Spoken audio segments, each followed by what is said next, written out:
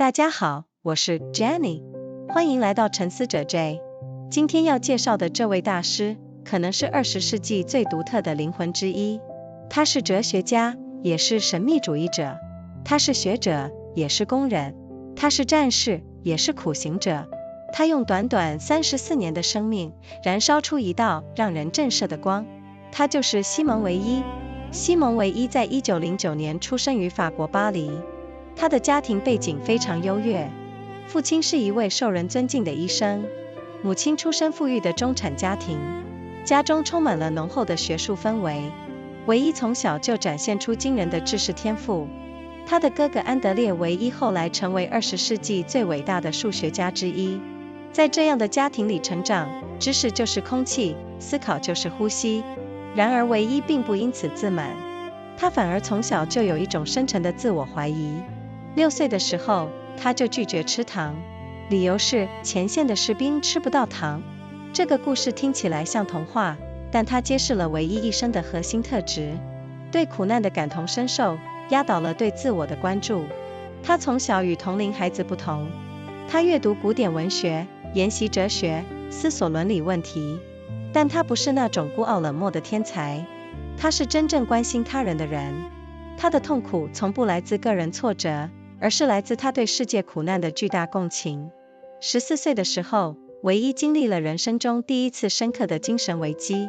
他觉得自己的知识能力远不如哥哥安德烈，他为此深感痛苦，甚至渴望死亡。但他在这段黑暗中开始发现一件事：只要真心渴望真理，并全力以赴，天才并不是必要的条件。这个认识成为他后来一切思考的地基。他进入巴黎高等师范学院，这是法国最顶尖的学术殿堂之一。在那里，他以第1名的成绩通过哲学教师资格考试。而他的班上另一位女生名叫西蒙波娃，后来成为存在主义的代表人物。这2位西蒙代表了20世纪法国知识女性的2种极端。波娃选择了自由与解放，韋伊选择了责任与牺牲。毕业后，韋伊开始在中学教哲学，但他并不是那种只在课堂上说教的老师。他走进工厂，走进罢工现场，走进矿坑。他想知道工人的生活究竟是什么样子。他觉得如果没有亲身体验，哲学就是空洞的。他参与工人运动，在许多地方教工人读书识字。他的薪水大部分都捐给了工人救济基金，他自己只留下维持最低生活所需的金额。同事和朋友常常为他担心，因为他连饭都不好好吃。但他说，只要世界上还有人在挨饿，他就没有资格吃饱。1931年到1934年，韋伊在法国西北部的卢瓦尔城市教哲学，同时积极参与工会运动。他写文章批判资本主义和官僚制度，但他对苏联式的共产主义也毫不留情。他认为苏联的制度不过是换了一副面孔的压迫。1934年，韋伊做了一个令所有人震惊的决定，他放弃了教师职位，进入工厂当工人。他用假名申请，在巴黎郊区的几家工厂做了将近1年的工，在流水线上操作机器，忍受机械性的重复劳动。在这段时间，他保持了详细的工厂日记。那份日记震撼人心。他写道，工厂让人丧失了灵魂，不是因为工作本身，而是因为制度让人变成了机器的附属品。工人没有时间思考，没有空间呼吸，身体和精神都被彻底榨取。他亲身体验了这一切，并用哲学家的眼光，将其转化为对现代工业文明的深刻批判。这段工厂经历改变了他。他后来说，在工厂里，他才真正感受到了奴役的滋味。这种滋味让他理解了所有历史上受压迫者的处境。从那以后，他对苦难的同理心有了更深的根基。1936年，西班牙内战爆发，韋伊毫不犹豫地奔赴战场。他参加了无政府主义阵线的民兵部队，但他的战场生涯非常短暂。一次意外事故让他严重烫伤，不得不离开西班牙。然而即使如此，他对战争的观察和思考后来成为他政治哲学的重要素材。回到法国之后，韋伊的人生发生了一场巨大的转变。这个转变来自一次神秘的宗教体验。1937年，他在意大利的阿西西小镇祈祷，那是圣方济各的故乡。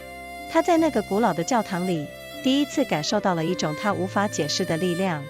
他后来说，那一刻有某种东西迫使他跪下来，那是他第一次祈祷。第二年，他在法国的苏莱斯姆修道院参加复活节的仪式，在一位修士背诵诗篇的过程中，他感受到了强烈的神圣降临。他说，基督本人前来将他占有。这2次体验让韋伊走上了神秘主义的道路，但他的灵性追求与传统的宗教信仰非常不同。他从未正式受洗成为天主教徒，他认为教会的制度和排他性是他无法接受的。他选择站在门槛之外，用他的话说，他要以局外人的身份爱上帝。他开始阅读大量的基督教神学、希腊哲学、印度吠陀经典和古埃及文本。他把普罗提诺斯的新柏拉图主义与基督教的苦难神学相结合。他发展出了一套独特的神秘主义哲学。他的核心概念之一是去创造，法文原词是 decreation。他认为人必须消解自我，让神圣的力量充满那个空间。这不是佛教意义上的涅槃，也不是基督教意义上的救赎。他有自己的方式理解这个概念。另一个核心概念是注意力。他认为真正的注意力是一种道德行为。当你完全专注于另一个人的痛苦时，你就是在爱他。而这种注意力也是一切学习的基础。他认为哲学、数学、诗歌都是培养注意力的道路。1940年，德国占领法国，韋伊的家人逃往美国。他和父母一起来到纽约，后来转往伦敦。在伦敦，他试图加入自由法国军，去前线作战。他的计划是跳伞到占领区，参与抵抗运动。但戴高乐将军认为这个计划太疯狂，拒绝了他。这让韋伊非常沮丧，他感到自己无法真正与受苦的同胞共苦。于是他做出了一个极端的决定，他拒绝进食超过占领区配给的食物量。他认为，如果法国人民在挨饿，他没有资格吃得更多。这个决定与他本就虚弱的健康状况结合起来，酿成了悲剧。1943年，他被诊断出罹患肺结核，但即使在病床上，他依然继续写作。他以惊人的速度留下了大量的笔记和文章，这些文字在他死后被整理出版，成为后世最重要的思想遗产之一。1943年8月24日，西蒙韋伊在英格兰的阿什福德疗养院去世。那一年，他只有34岁。法庭的死亡裁决说他是自愿挨饿，导致心脏衰竭。但更深的真相是，他燃烧了自己，就像一支蜡烛，从两端同时点燃。韋伊去世后，他的朋友作家阿尔贝加蒙在加利玛出版社负责编辑出版了他的遗稿。加蒙说，韋伊的作品是他所见过的最深刻的人类精神表达之一。韋伊的著作从此进入了世界哲学的殿堂。他最著名的作品之一是《等待上帝》，这是一本书信集，记录了他与一位天主教神父的深度对话。他在其中详述了自己的信仰之路，以及他选择留在教会门外的理由。他说，他爱基督，但他不属于任何人的基督。另一本重要著作是《扎根》，副标题是对人类义务宣言的序言。他在这本书中提出了一个深刻的洞见：现代人的根本危机是失根，人类失去了与传统、土地、社群的连结，而要治愈这种失根，需要的不只是政治改革，而是灵魂的重新扎根。他在《压迫与自由》中对现代工业文明提出了系统性批判。他认为官僚制度和工业生产都倾向于压制个人的主体性，无论是资本主义还是共产主义，都逃不出这个逻辑。他的批判比许多同时代的思想家都更为根本。在政治哲学方面，韋伊的影响也非常深远。他对强权逻辑的分析，至今仍有强烈的现实意义。他认为，强者对弱者施加的暴力，是一种让双方都非人化的力量。强者因为行使暴力而丧失人性，弱者因为承受暴力而丧失人性。这种洞见后来深刻影响了许多20世纪的哲学家和神学家。他对古希腊文化的热爱也值得特别提及。他认为荷马的《伊利亚德》是人类对战争和暴力最诚实的描述。他写了一篇著名的文章，题目是以力量为题的《伊利亚德》。他在其中指出，荷马的伟大在于他没有美化英雄，也没有丑化敌人，他只是如实呈现了力量如何把人变成物件。韋伊对数学也有深厚的兴趣，他认为数学的严格性是训练灵魂注意力的最佳工具之一。他在课堂上教工人数学，不是为了让他们通过考试，而是为了让他们的精神更加专注和自由。他的哲学很难被归类，他不是纯粹的基督教思想家，也不是传统意义上的无政府主义者，他不是存在主义者，也不是马克思主义者，他是他自己，一个在所有体制的边界之外思考的灵魂。后世对韋伊的评价随着时间的推移越来越高。法国哲学家雷蒙·阿隆称他为我们这个时代最具精神力量的人物之一。神学家保罗·田利克说，韋伊是20世纪最重要的宗教思想家之一，尽管他从未正式成为任何宗教的成员。诗人 T.S. 艾略特说，韋伊的作品让他感到震撼，因为其中没有一丝自怜，只有纯粹的真理追求。韋伊的影响在20世纪下半叶不断扩散，他影响了解放神学、女性神学、后殖民理论、环境伦理学。他的苦难神学让许多在逆境中的人找到了精神支撑。他的政治哲学让许多面对强权的人找到了抵抗的语言。今天，他的著作已经被翻译成几十种语言。每隔几年，总有一批新的读者重新发现他。他的思想在今天这个快速变化、充满不确定性的时代显得更加珍贵。有人问，韋伊的苦行和自我牺牲究竟是一种伟大，还是一种病态？这个问题没有简单的答案。我们只知道，他的选择来自一种真实的、令人敬畏的良知。他不是表演给任何人看的，他只是按照他内心所理解的真理在生活。西蒙·韋伊曾说过一句话，对真理的爱意味着忍受空虚，甚至在那种空虚中的死亡。这句话是他整个人生的缩影。他燃烧，他消耗，他为真理而死，但他留下的光至今仍然照亮着我们。在今天这个充满噪音的世界里，他的声音是一种稀有的静默，一种让人可以在其中听见自己灵魂声音的静默。好了，今天的沉思者 J 就到这里，希望西蒙·韋伊的故事能在你心里留下一点点触动。如果你对今天的内容有任何想法，欢迎在留言区告诉我。我们下次见咯。Hello everyone, I'm Jenny. Welcome to Thinker J. Today I want to introduce you to one of the most extraordinary souls of the 20th century. She was a philosopher and a mystic. She was a scholar and a factory worker. She was a warrior and an ascetic. In just 34 years of life, she burned with a light that continues to astonish us. Her name was Simone Weil. Simone Weil was born in 1909 in Paris, France. Her family background was one of privilege and comfort. Her father was a respected physician. Her mother came from a prosperous middle-class family. The household was filled with a rich intellectual atmosphere.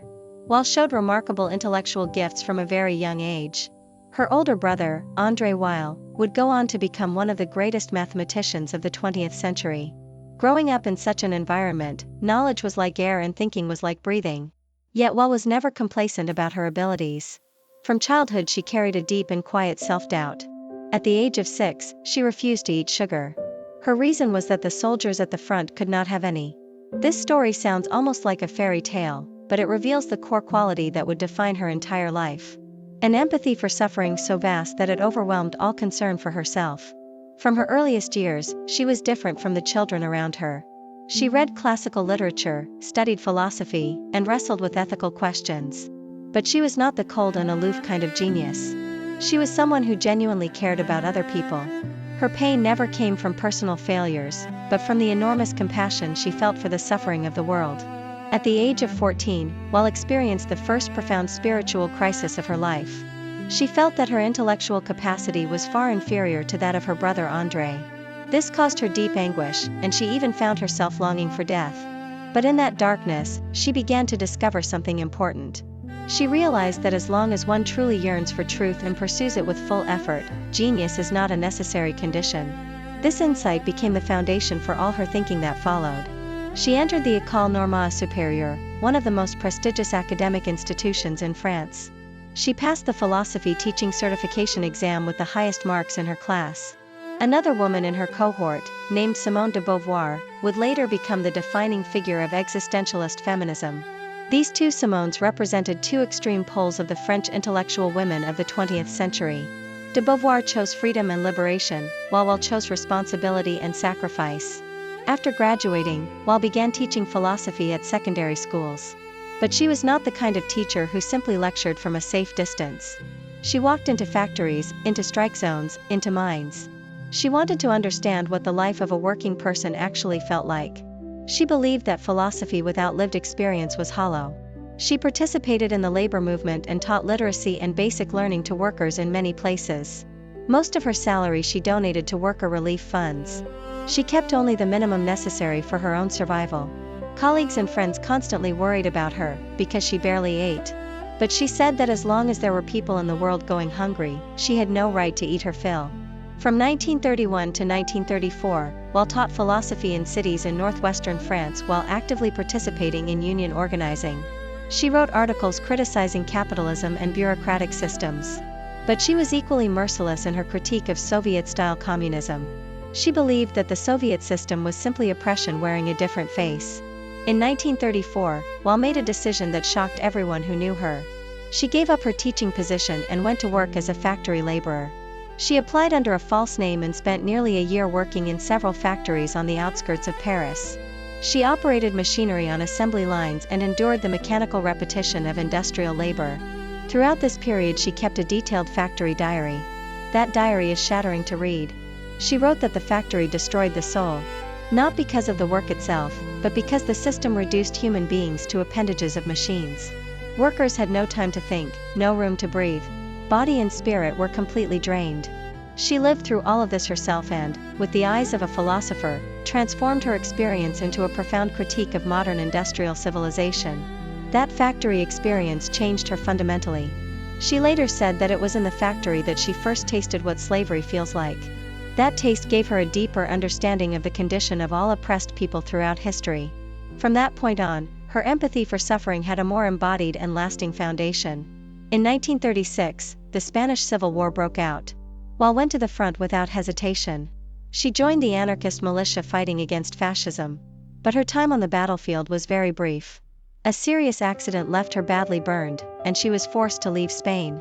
Even so, her observations and reflections on war became important material for her later political philosophy. After returning to France, Weil experienced a profound transformation. That transformation came through a series of mystical religious experiences. In 1937, she was praying in the small town of Assisi in Italy. It was the birthplace of Saint Francis of Assisi. In that ancient church, she felt for the first time a force she could not explain. She later said that in that moment, something compelled her to kneel. It was her first prayer. The following year, she attended the Easter ceremonies at the Abbey of Solesmes in France.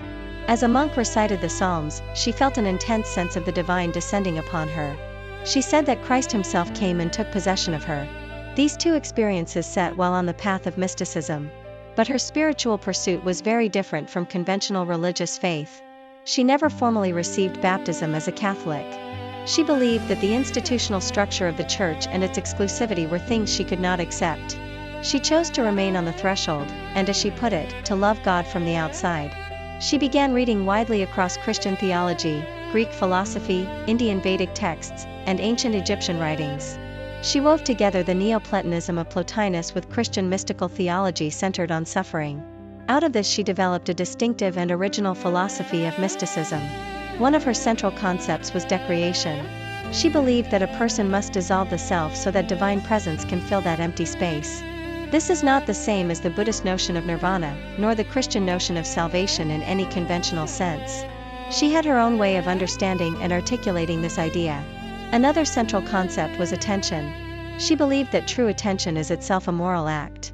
When you give your full concentrated presence to the suffering of another person, you are loving that person. And this quality of attention is also the foundation of all genuine learning. She believed that philosophy, mathematics, and poetry were all different paths for cultivating attention. In 1940, Germany occupied France. Weil and her family fled to the United States. She and her parents came first to New York and later traveled to London. In London, she tried to join the Free French forces and go to the front. Her plan was to parachute into the occupied territory and join the resistance. But General de Gaulle considered the plan too reckless and refused her. This rejection deeply frustrated Weil. She felt she could not truly share in the suffering of her compatriots. So she made an extreme decision. She refused to eat more than the ration available to people in the occupied zone. She believed that if the French people were going hungry, she had no right to eat more than they had. This decision, combined with her already fragile health, led to tragedy.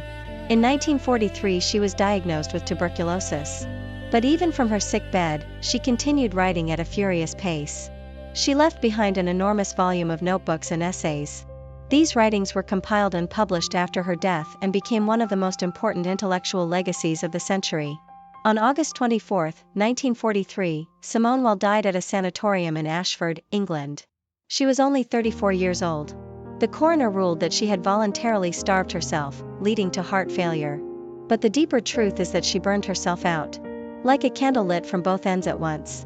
After her death, her friend, the writer Albert Camus, served as editor at Gallimard Publishing and oversaw the publication of her manuscripts.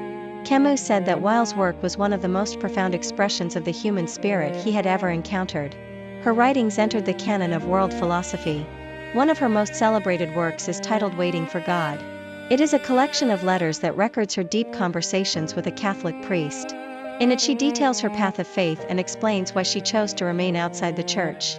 She said she loved Christ, but she did not belong to anyone else's Christ. Another important work is titled The Need for Roots. Its subtitle is a prelude to a declaration of duties toward mankind. In that book she offers one of her most penetrating insights.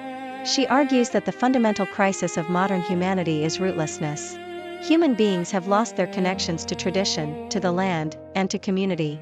Healing this rootlessness requires not only political reform, but a rerouting of the soul. In the work titled Oppression and Liberty, she offered a systematic critique of modern industrial civilization. She argued that both bureaucratic structures and industrial production tend to suppress individual subjectivity. Neither capitalism nor communism can escape this logic. Her critique was more fundamental than that of many of her contemporaries. In the realm of political philosophy, Weil's influence has been far-reaching. Her analysis of the logic of power and force remains intensely relevant today. She believed that violence exercised by the strong against the weak is a force that dehumanizes both parties. The strong lose their humanity through the exercise of violence, and the weak lose theirs through suffering it. This insight would go on to profoundly influence many philosophers and theologians of the 20th century. Her deep love of ancient Greek culture is also worth highlighting. She believed that the Iliad of Homer was the most honest portrayal of war and violence that humanity had ever produced. She wrote a celebrated essay titled The Iliad, or the Poem of Force. In it she argued that the greatness of Homer lies in the fact that he neither glorifies the heroes nor demonizes the enemies. He simply shows, with unflinching honesty, how force turns human beings into objects. While also had a deep and serious interest in mathematics. She believed that the rigor of mathematics is one of the finest tools for training the soul's capacity for attention. She taught mathematics to workers, not to help them pass exams, but to cultivate a more focused and freer spirit within them. Her philosophy is very difficult to categorize. She was not a conventional Christian thinker. She was not a traditional anarchist. She was not an existentialist. She was not a Marxist. She was simply herself. A soul thinking from outside the boundaries of every established system. The assessment of Weil's legacy has grown steadily larger with the passage of time. The French philosopher Raymond Aron called her one of the most spiritually powerful figures of our era. The theologian Paul Tillich said she was one of the most important religious thinkers of the 20th century, despite never having formally joined any religious body.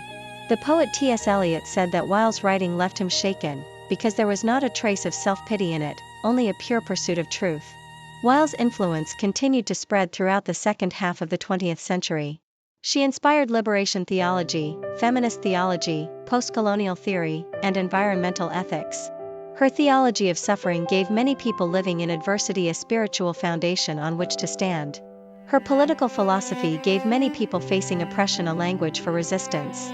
Today her writings have been translated into dozens of languages.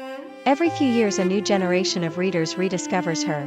Her ideas feel more precious than ever in our current age of rapid change and pervasive uncertainty. People sometimes ask whether Weil's asceticism and self-sacrifice represent a form of greatness or a form of pathology. There is no simple answer to this question. What we do know is that her choices came from a genuine and awe-inspiring moral conscience. She was not performing for any audience. She was simply living according to her inner understanding of truth. Simone Weil once wrote that the love of truth means tolerating the void, and even death within that void. These words are the distillation of her entire life. She burned. She gave. She died for truth.